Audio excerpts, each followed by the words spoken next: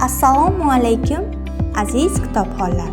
Kattaqo'rg'on shahar axborot kutubxona markazi xodimlari tomonidan tayyorlangan navbatdagi xalqaro bolalar kitobi kuniga bag'ishlangan bolajonlarimizning mashhur ertakchisi Hans Christian Andersen tavalludi munosabati bilan tayyorlangan Booktuber namoyishini taqdim etamiz.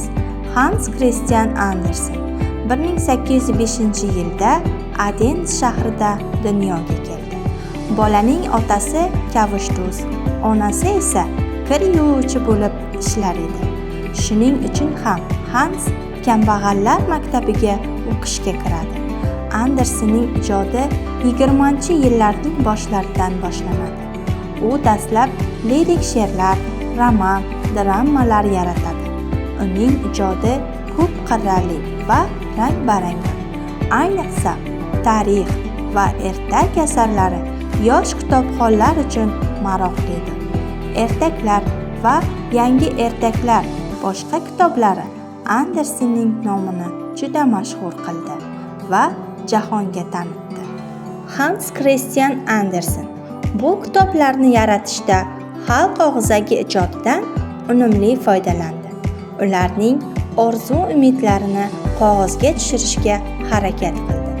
Ertaklardagi xarakter va jonli nutqni yanada mukammallashtirishga erishdi. Shuning uchun Andersen yaratgan ertaklar sodda kitobxon uchun tushunarli bo'lish bilan birga o'quvchilar xotirasida uzoq vaqt saqlanish xususiyatiga ham ega. Andersen ertaklarda ko'pincha bosh qahramon shahzoda ham emas, malika ham emas, balki oddiy mehnatkash xalqdir. Ular o'zlarining samarali mehnati, aql-idroki, axloq-odoblari bilan kitobxon tahsiniga muvaffaq bo'ldilar.